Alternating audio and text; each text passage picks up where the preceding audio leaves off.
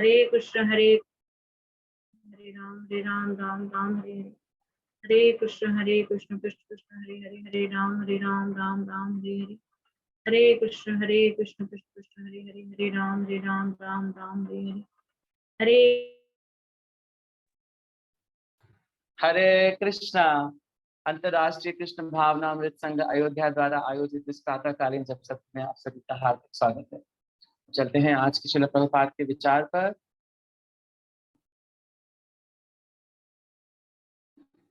So today is October 4th. Today's quote is, Krishna is not poor. Krishna has not come here. He is very hungry. He has come here to eat. He has come here to eat your puri and rasgulla. No, but Krishna is so kind that he has come before you to accept whatever you can offer with devotion. Bombay अक्टूबर 4, 1972। हिंदी में अनुवाद है, श्री कृष्ण गरीब नहीं है, श्री कृष्ण भूखे नहीं हैं, और ना ही वे यहाँ तुम्हारी पूरी और रसगुल्ला खाने के लिए आए हैं। नहीं, परंतु श्री कृष्ण इतने दयालु हैं कि तुम भक्ति से जो भी उन्हें देना चाहते हो वे उसे स्वीकार करने के लिए आए हैं। बम्बई 4 अक्टूबर 1972। भक्ति वेदांत स्वामी श्रील प्रभुपाद की जय। Now I'm requesting you to press Parmeshwar Hari Prabhuji to throw some light on today's quote. Hare Krishna. Hare Krishna Prabhuji. हरे कृष्णा। हरे कृष्णा। हाँ जी, बहुत सारी। हरे कृष्ण प्रभुपाद की जय। अनंत कोटि वैष्णव वृंद की जय। तो आज का कोट है, श्री प्रभुपाद क्या दे रहे हैं। विजय इस वीक में आप लोग इसका याद कर रहे हैं, कौन सा, पत्रम प्रथम फल तोयम यो मा भक्ता प्रियक्षति, है ना। तो भगवान क्या बोलते हैं, भगवान कहते हैं कि मैं तुम्हारे ये पूरी हलवा खाने नहीं आ रहा हूँ, मैं क्या खाने आता हूँ, मैं तुम्हारा प्रेम स्वीकार करता हूँ ना। योमा भक्त्या प्रेषति, भक्ति के साथ, है ना, जो प्रेषित करते हैं, प्रेजेंट करते हैं हम भगवान को, तो भगवान उसको स्वीकार करते हैं। इस पे भगवान की जो लीलाएं हैं, है ना, जैसे हम अगर देखें कि वृंदावन में भगवान क्या करते थे, भगवान ग्वालों के यहाँ गोपियों के क्या करते थे, मक्खन चुराते थे, है ना।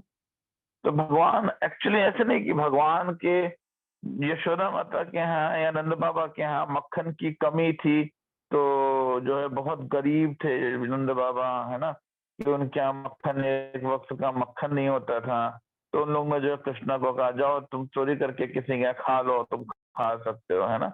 ऐसा नहीं था, है ना, कि भगवान को जो है किसी चीज की कमी है जिस कारण से भगवान चोरी करते हैं, है ना। भगवान चोरी किस लिए करते थे, भगवान चोरी इसलिए करते थे क्योंकि यह भगवान का, भगवान के भक्तों के साथ आदान प्रदान है ना। गोपियां कहती थी कि गोपी यशोदा माता के पास आती थी, कहती थी कि तुम लोग, ये तुम्हारा जो कान्हा है, कन्हैया है, ये हमारे यहाँ करके मटकियां फोड़ देता है और मक्खन चुरा लेता है ना। तो यशोदा माता कहती थी, तो क्या हो गया, तुम अपने मक्खन को और ऊपर बांधो, क्या दिक्कत है, और उसको छुपा के रखो ना। तुम लोग क्या एक बच्चे से अपने मक्खन को नहीं बचा सकते हो, कैसे तुम लोग गोपियां मक्खन नहीं बचा पाते अपना। तो कहती हैं, नहीं नहीं, बचाना तो चाहते हैं लेकिन हम बचाते ही नहीं है। तो कहते हैं, जब बचाती नहीं तो आके मुझसे कंप्लेंट क्यों करती हो। कहती हैं, अरे हम इसलिए नहीं बचाते हैं क्योंकि अगर हम बचाएंगे तो फिर कन्हैया हमारे नहीं आएगा ना।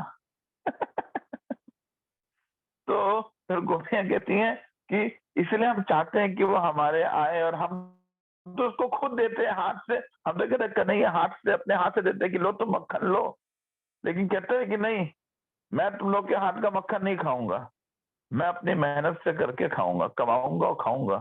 और क्या कमाते हैं, मक्खन चुराते हैं। तो चोरी करना उनकी मेहनत है। तो भगवान भाव को देखते हैं कि किस प्रकार से गोपियां चाहती हैं कि भगवान जो है उनके यहाँ आए, वो चोरी करे, क्योंकि वो चोरी करना उनको पसंद है। भाव, प्रेम भाव, है ना। तो भगवान किसी भी व्यक्ति के पास, ऐसा नहीं है कि भगवान को सब कुछ चाहिए, भगवान के पास किसी चीज की कमी है। अनंत कोटि ब्रह्मांड में जितनी भी लक्ष्मियां हैं, भौतिक जगत आध्यात्मिक में जितनी भी लक्ष्मियां हैं, और उन लक्ष्मियों का सोच श्रीमती राधा रानी वह भगवान के प्रेमिका है। तो भगवान को किसी चीज की कमी थोड़ी ना है। अनंत कोटि ब्रह्मांड बनाया किसने है? भगवान। हमने अपने थोड़ा बनाया है।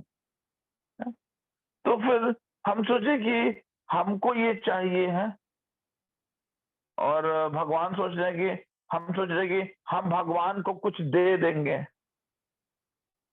हम भगवान को क्या दे सकते हैं? यो मां भक्त्या प्रयक्षति, भक्ति के द्वारा जो हमारे पास योग्यता है उसको हम प्रदान कर सकते हैं। जैसे कि एक पिता होता है ना, पिता अपने बच्चे को क्या कर रहा है, एक सपोज उसको पॉकेट मनी दिया, या उसका कुछ बर्थडे पार्टी थी, उसने बर्थडे पार्टी के लिए कहा बेटा जाओ तुम ये लो पैसे और जाके पार्टी कर लो। बच्चा बहुत खुश हो गया और गया। अब उसको पार्टी करने के दो ऑप्शन है। पहला ऑप्शन क्या है? पहला ऑप्शन ये है कि वो जाए और अपने दोस्तों के साथ पार्टी करे। ठीक, वो गया और अपने दोस्तों के साथ पार्टी किया उसने और आ गया। पापा से कोई मतलब नहीं, पापा ने पैसे दिए, जाके उसने उड़ा दिए। ये एक नॉर्मल एक्टिविटी हो गई।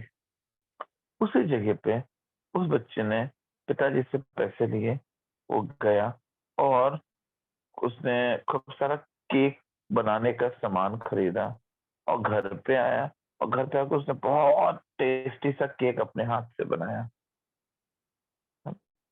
केक बनाया और कुछ और बहुत सारे खाने के आइटम बनाए, मार्केट से भी नहीं लेके आया, सब रॉ मटेरियल लाया और यहाँ पे घर पे आकर के अपनी मेहनत से उसने बनाया। अब बना करके उसने क्या किया, पिताजी को साथ में बुलाया, पिताजी आज मेरा बर्थडे है, चलिए हम लोग बर्थडे पार्टी करते हैं। मेरे बर्थडे की पार्टी मैं आपके साथ करूंगा। और उसने पिताजी के साथ अपने बर्थडे की पार्टी करी और हर चीज वो अपने हाथ से उसने बनाया और उसने कहा पापा ये लीजिए प्लीज एक्सेप्ट इट। तो क्या जितना कुछ वो बनाएगा पिताजी सब खा लेंगे? क्या जरा एक पीस दो पीस खाएंगे? मगर क्या है, यहाँ पे पुत्र और पिता के बीच का जो प्रेम संबंध है उसके महत्व को समझें। कितना घनिष्ठ संबंध हो जाएगा पिता पुत्र के बीच में। पहले वाले कंडीशन में जस्ट अ फॉर्मल, पिताजी ने पैसे दिए, बेटे ने जाके उड़ा दिए, खत्म। सेकंड कंडीशन में कितने घनिष्ठ संबंध होंगे पिता पुत्र के बीच में।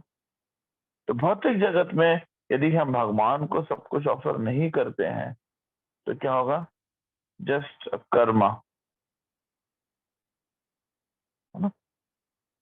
पहले कंडीशन में पार्टी हुई, दूसरे कंडीशन में पार्टी, पहले कंडीशन में बर्थडे पार्टी, दूसरे कंडीशन में बर्थडे पार्टी थी, लेकिन यहाँ पे प्रेम है। पैसे पहले कंडीशन में बच्चे ने नहीं लगाए, दूसरे कंडीशन में नहीं लगाए, है ना।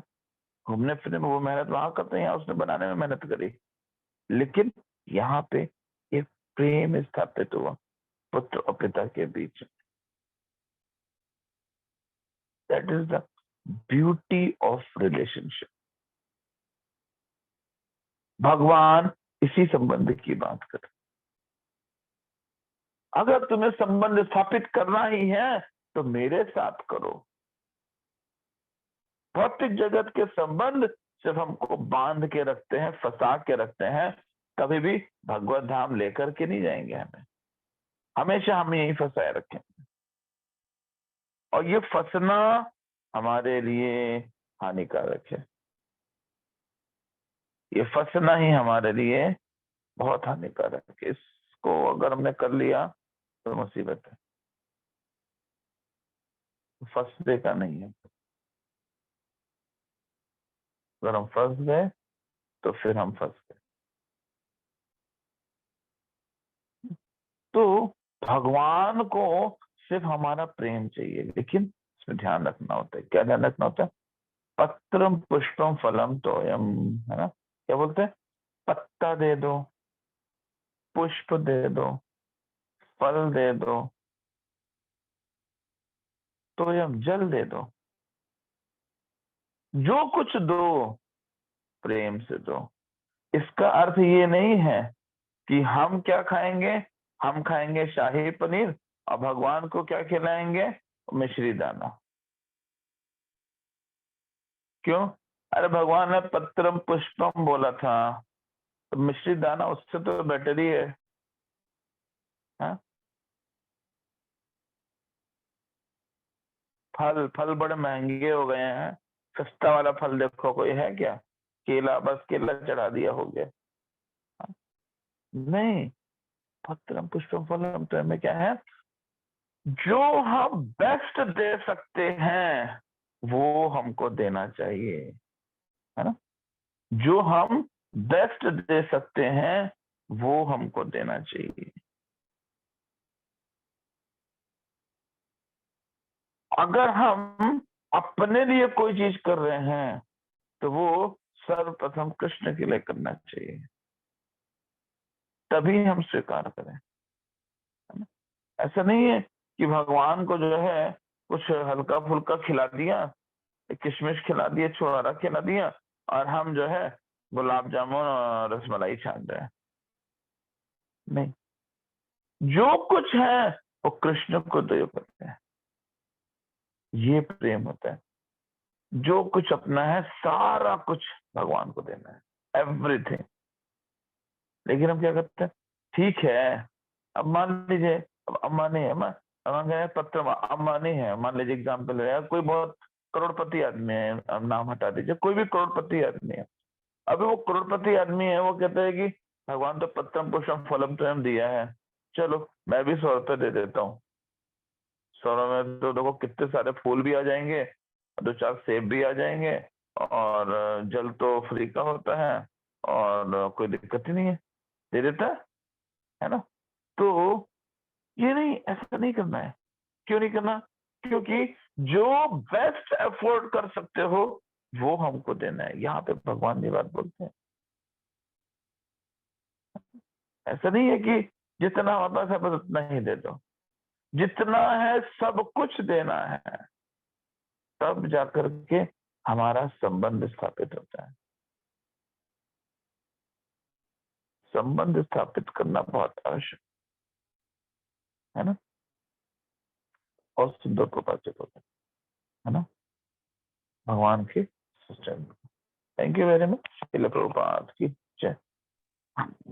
Thank you so much, Prabhuji. Now it's time for today's shloka recitation. So we are reading from Srimad Bhagavad Gita as it is, chapter 15, text number 13. Recite करने के लिए आज हमारे साथ हैं आकांक्षा माता जी।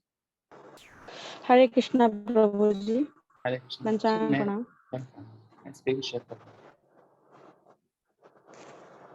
हाँ जी माता जी, पढ़िए।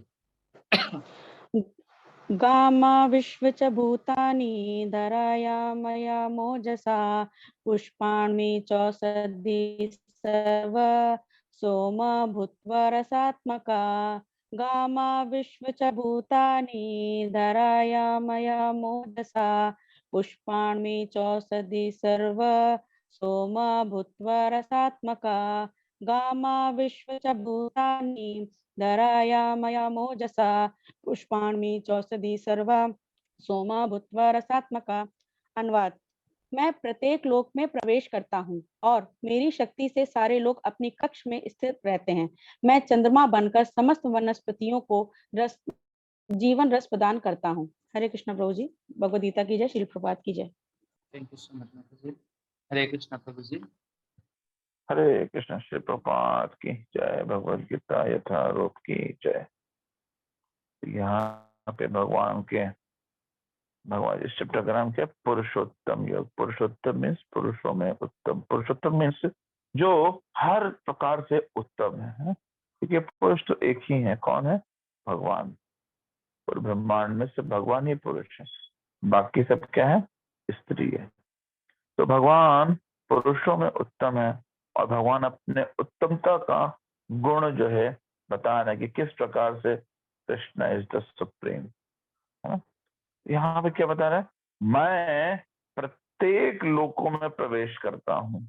इसमें प्रत्येक लोकों में प्रवेश करता हूँ, और मेरी शक्ति से सारे लोग अपनी कक्षा में स्थित रहते हैं। आचार्य प्रभात बताते हैं कि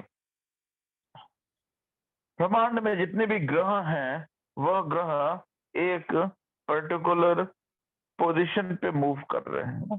जैसे लग रहा है कि सब चीजें तैर रही हैं, हवा में हर चीज तैर रही है, और तैर भी रही है, और एक फिक्स्ड पोजीशन में तैर रही है। कहीं कोई डिस्टरबेंस क्रिएशन में नहीं है। क्यों नहीं है? क्योंकि भगवान कह रहे हैं हर प्लेनेट के अंदर मैं एनर्जी के रूप में, जैसे हर जीव के अंदर भगवान परमात्मा रूप में है, इसीलिए हर जीव एक्टिव है। हर जीव के अंदर भगवान परमात्मा रूप में है, इसीलिए हर जीव क्या है? एक्टिव है। लेकिन यही जीव में से जब भगवान निकल जाते हैं, यही शरीर है ना, ये शरीर आप नहीं नहाएंगे तो बदबू से भले ही बदबू करने लगेगा, लेकिन जब रोज स्नान कर रहे हैं, यही शरीर सुगंधित रहता है ना। आप डियो नहीं भी लगाएंगे ना, तब भी शरीर से बदबू नहीं आएगी, आप स्नान कर रहे हैं तो, है ना। लेकिन यही शरीर से जब आत्मा परमात्मा निकल जाते हैं बाहर, तो इसी शरीर को आप रख दीजिए, और उसमें चाहे कितना भी डिओड्रेंट डालिए, चाहे कितनी बार उसको स्नान करिए, वह क्या करेगा? वह सड़ जाएगा। और यही शरीर जब तक आत्मा परमात्मा है वह सही है, कोई आपत्ति नहीं है उसमें।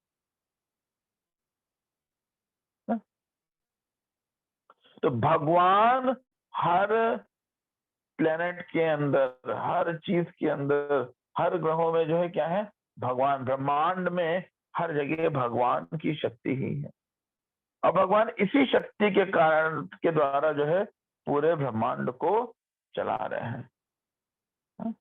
पप्पा जी क्या लिखते हैं इसके बारे में?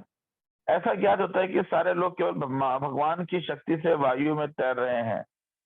भगवान प्रत्येक अणु, प्रत्येक लोक, प्रत्येक जीव में प्रवेश करते हैं। इसके बाद क्या है? ब्रह्म संहिता में कहा गया है परमेश्वर का एक अंश परमात्मा लोकों में, ब्रह्मांड में और जीव में तथा अणु तक में प्रवेश करता है। अतएव उनके प्रवेश करने से प्रत्येक वस्तु ठीक से दिखती है। जब आत्मा होता है तो जीवित मनुष्य पानी में तैर सकता है ना। यदि आत्मा है तो जीवित मनुष्य क्या है? पानी में स्विमिंग कर सकता है। लेकिन जब यही आत्मा निकल जाती है तो क्या होता है? शरीर जो है डूब जाता है ना। यही आत्मा अगर निकल जाएगी तो शरीर, इसकी क्या होगा? तो अपने हाथ पैर नहीं चला पाएगा ना, तो डूब जाएगा। और वही शरीर जो है जब तक आत्मा थी वो तैर रहा था। अगर कोई कह सकते नहीं, मुझे डेड बॉडी पानी के ऊपर तैरने लगती है, ठीक है, वो आर्किमिडीज प्रिंसिपल के अनुसार तैरती है, मगर एक्चुअली उसके अंदर तैरने का कोई गुण नहीं होता है, ठीक है। लेकिन जैसे जब जीवित स्फुलिंग इस देह से निकल जाता है तो शरीर मृत हो जाता है, तो शरीर डूब जाता है। निसंदेह सड़ने के बाद यह शरीर तिनके तथा अन्य वस्तुओं के समान तैरता है। क्या है? जब शरीर सड़ जाता है तब फिर क्या होता है? वह तिनके और अन्य वस्तुओं के समान तैरता है। जब तक शरीर सड़ता नहीं तब तक नहीं तैरता, सड़ने के बाद तैरता है। निसंदेह सड़ने के बाद यह शरीर तिनके अनुसार, लेकिन मरने पर तुरंत शरीर डूब पानी में डूब जाता है। इसी प्रकार सारे लोग मन शून्य में तैर रहे हैं। और यह सब उनमें भगवान की परम शक्ति के प्रवेश के कारण है ना। उनकी शक्ति प्रत्येक लोक को उसी तरह थामे रहती है जिस प्रकार धूल को मुट्ठी। जैसे धूल उड़ रही है ना, लेकिन अगर कोई व्यक्ति उसको मुट्ठी में बंद कर लेगा तो धूल वही रहेगी, लेकिन वो मुट्ठी में जो है पैक हो जाएगी, है ना। इसी प्रकार से यह ब्रह्मांड में सारे ग्रह तैर रहे हैं, चल रहे हैं, लेकिन भगवान ने एक ब्रह्मांड का ऑरा बना दिया है, एक बाउंड्रीज बनाई है, और उस बाउंड्री के अंदर एक पर्टिकुलर पोजीशन पे, लोकेशन पे सारे के सारे ग्रह मूव कर रहे हैं। तो ये क्यों कर रहे हैं? क्योंकि हर किसी ग्रह के अंदर भगवान की शक्ति है। उनके बल तथा शक्ति के सारे चर तथा अचर वस्तुएं अपने अपने स्थान पर टिकी हैं। वैदिक मंत्रों में कहा गया है, भगवान के कारण सूर्य चमकता है और सारे लोग लगातार घूमते रहते हैं, है ना। तो भगवान के कारण ही सूर्य की चमक होती है। यह यदि ऐसा उनके कारण ना हो सके हो तो सारे लोग वायु में धूल के समान बिखर कर नष्ट हो जाए। इसी प्रकार, ये तो प्लेनेट की बात होगी, इसी प्रकार चंद्रमा, आप जो फल खाते हैं, अनाज खाते हैं, सब्जियां खाते हैं, ये सब्जियां, फल, अनाज जो हम लोग खा रहे हैं, ये कहाँ से आता है? जैसे मान लीजिए आप संतरा खाते हैं, संतरे के अंदर रस होता है, अनार के अंदर रस होता है, हर सब्जी के अंदर कोई ना कोई स्वाद होता है, रस होता है, हर फल के अंदर स्वाद होता है, रस होता है, हर अनाज के अंदर कोई ना कोई स्वाद होता है, रस होता है। तो ये रस, ये स्वाद आता कहां से है? यह चंद्रमा से आता है। चंद्रमा इन सभी वनस्पतियों के अंदर, इन सभी चीजों के अंदर क्या रस उत्पन्न करती है। अगर ब्रह्मांड से चंद्रमा हट जाए तो खाने पीने की कोई वस्तु पैदा ही नहीं होगी। चंद्रमा के कारण हर चीज में स्वाद और रस का जो है आता है ना? मिट्टी और खाद, जल, ये सब क्या कर रहे हैं? ये बॉडी क्रिएट कर रहे हैं उस अनाज की, उस सब्जी की, लेकिन उसके अंदर जो रसों का स्वाद है, टेस्ट है, जो वो क्या है? चंद्रमा के द्वारा आता है ना। तो यहाँ पे जो रसात्मक शब्द है जो बहुत महत्वपूर्ण है। क्यों? क्योंकि वो रस जो है वो भगवान की शक्ति चंद्रमा के द्वारा आ रहा है। प्रत्येक वस्तु चंद्रमा से के प्रभाव से परमेश्वर द्वारा स्वादिष्ट बनती है ना। तो भगवान अपनी शक्ति से हर एक वस्तु को स्वादिष्ट बना रहे हैं। ठीक है, thank you very much. Shri Prabhupada की जय, भगवद गीता यथारूप की जय, अनंत कोटि वैष्णव वृंद की जय। Thank you so much, Guruji. So now it's time for the revision of the shloka of the week. So I'm just sharing shloka of the week on the screen. आप मेरे पीछे पीछे घर आकर इसको याद कर सकते हैं। So we are reading from Srimad Bhagavad Gita as it is, chapter 9, text number 26. Patram pushpam phalam toyam yo me bhaktya prayakshate tad aham bhaktya ukritam ashnami prayatatmanaha. Patram pushpam phalam toyam yo me bhaktya prayakshate tad aham bhaktya ukritam ashnami prayatatmanaha. Patram pushpam phalam toyam yo me bhaktya prayachate tad aham bhaktya ukritam ashnami prayatatmanaha. Srimad Bhagavad Gita yatharut ki jai, Srila Prabhupada ki jai. So thank you so much. That's all we have in today's morning japa session. Hare Krishna. Now it's time for the allotment of the next shloka. So the next shloka would be 15.14 और decide करेंगे मीनाक्षी तिवारी माता जी। Okay माता जी, कल का shloka recitation आपका रहेगा। हाँ जी प्रभु जी, पंचांग प्रणाम। नेक्स्ट हम हरे बात कर लेते हैं कल के जपा की, तो कल का जपा कराएंगे दिलीप कुमार सिंह प्रभु जी। ओके दिलीप कुमार प्रभु जी। ओके हरे कृष्णा दंडवत, हरे कृष्णा प्रभु- दंडवत प्रणाम। प्रभु जी कल का आपका जपा है। ओके बहुत बहुत धन्यवाद। Hare Krishna. Hare Krishna. Okay so now it's time to Hare and the Krishna. Session. Hare Krishna. Is it's information. Yes Prabhu ji. Hare Krishna. Shri Prabhat की जय। सो एक इंफॉर्मेशन, जैसा कि कल आप लोग को मैसेज आया था श्रीधाम मायापुर यात्रा के लिए, तो श्रीधाम मायापुर यात्रा में हमने आप लोग को 2 ऑप्शंस दिए थे रजिस्ट्रेशन करने के। एक था विद ट्रांसपोर्ट और एक विदाउट ट्रांसपोर्ट। तो विद ट्रांसपोर्ट का मतलब था कि जो लोग लखनऊ आकर के, लखनऊ से जो हमने ट्रेन की टिकट्स बुक करी हैं, कंबाइंड टिकट्स बुक करी हैं, जैसे अयोध्या हो गया, लखनऊ हो गया, लखनऊ के आसपास के बेल्ट के जितने भी लोग हैं जो लखनऊ से होकर के जाने वाले थे, उनकी सीट्स हमारी फुल हो चुकी हैं। हमने जितनी भी टिकट्स बुक करी थी वो सारी फुल हो चुकी हैं। तो अब आप लोग रजिस्ट्रेशन, लेकिन जो बाहर की सीट्स हैं वो हमारे पास अभी 20 सीट्स बची हुई हैं, बाकी सारा फुल हो चुका है। सिर्फ 20 सीट्स बाहर की बची हैं हमारे पास अभी। तो जो डिवोटीज बाहर से आने वाले हैं, जो अपनी अपनी लोकेशन से डायरेक्ट हावड़ा पहुंचेंगे, उन डिवोटीज से, या फिर जो लखनऊ से भी रह गए या अयोध्या से कोई डिवोटी रह गया है, वो अपनी टिकट स्वयं से बुक कर सकता है किसी ना किसी के थ्रू, एसी में या किसी कोटा के थ्रू, कुछ भी अगर वो अपना अरेंजमेंट कर सकता है, सो वो अभी भी इसमें रजिस्ट्रेशन कर सकते हैं डिवोटीज।